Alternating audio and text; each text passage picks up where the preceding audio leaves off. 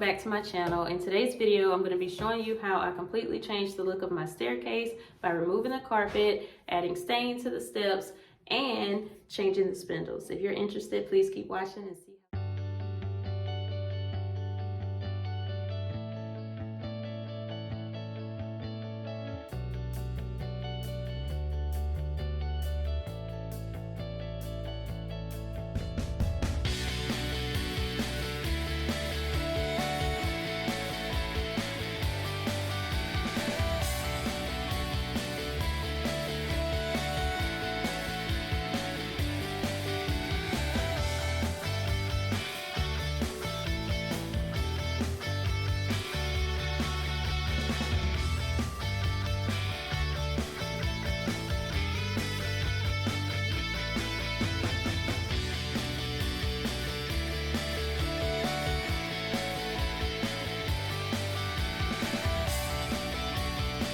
Okay guys, we pulled the carpet up off of the steps and I cut towards the middle of that, I don't even know what you call this, but this top ledge right here. I cut the middle of the carpet right there because I'm gonna try to tack that in a nice way or get like a nice strip to go across there.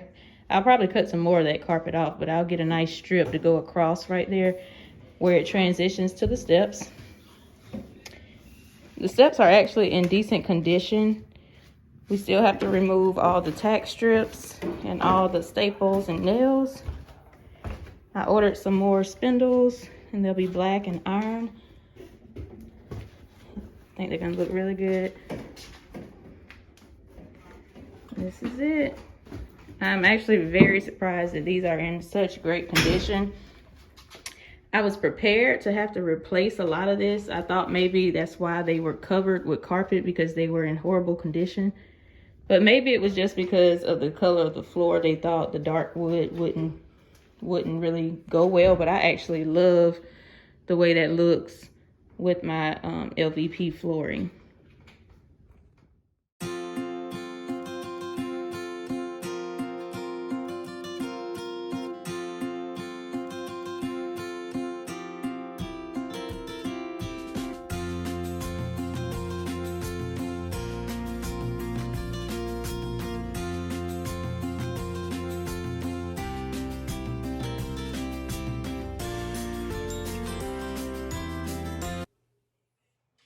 Right here, I'm using wood filler to fill in the holes on the steps where the staples and the nails were pulled out.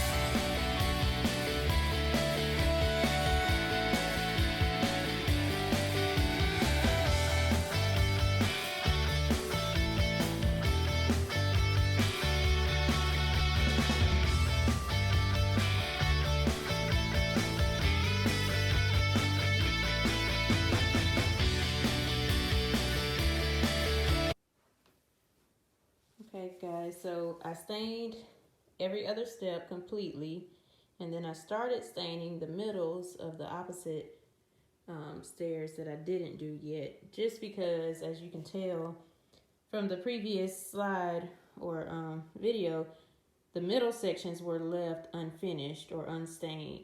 So when I started staining the first group of steps, it was a little harder because the middle part was still lighter than the outside part.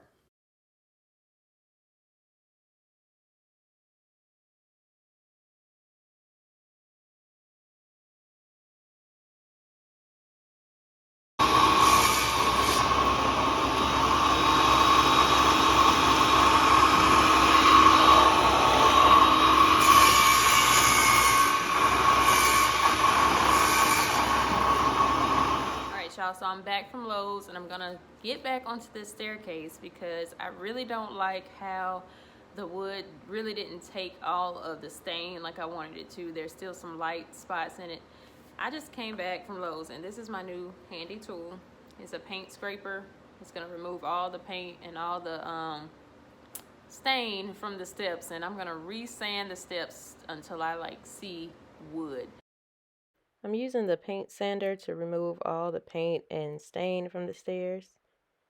This was a tedious job. Once I was done with that, I started using a hand sander to smooth out the wood.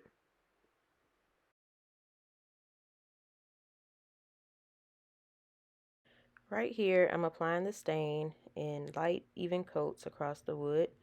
I let it sit there for about 3 to 5 minutes, and then I just wiped off any excess paint with a dry cloth.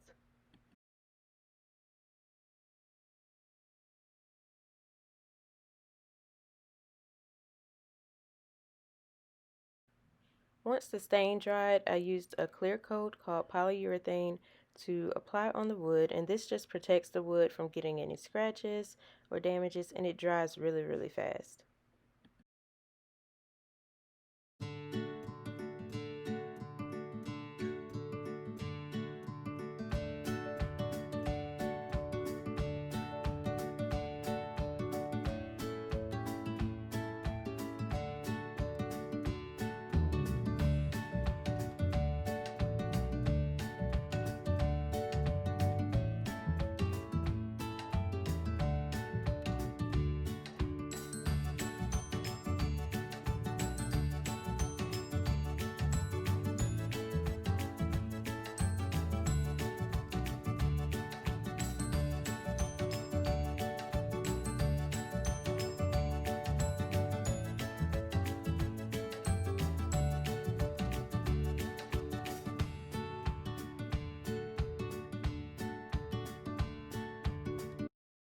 I used a tube of liquid nails to put on the back of the riser plywood just so that it would stick better to the wall. And then later you'll see that I got the nail gun and applied some extra nails just to secure it.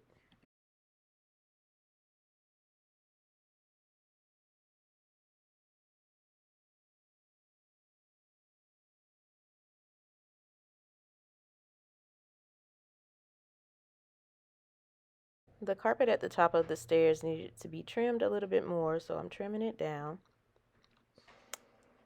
Once I trim it, I'm going to roll it and nail it down to the floor, just so it doesn't look so ugly and looks more appealing this way. I just roll the edges up under there, just like that. And then I take the nail gun and put a few nails in it. Make sure you nail all the way across so that there's no parts of the carpet that lifts up. Just continue to roll and just keep nailing all the way across.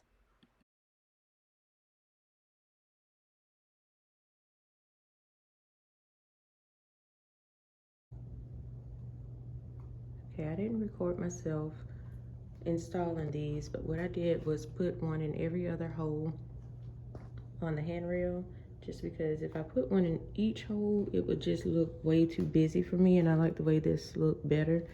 So I'm going to fill these holes with wood filler in the handrail and restain it, and I'm also going to do the same on the steps for the ones that I didn't put a pole in. Also, to secure it, I put some Easy 6000 glue at the top and the bottom of the pole, so that when it dried, it doesn't move. These poles were already 44 inches tall. They come that way. You have to cut them down to fit.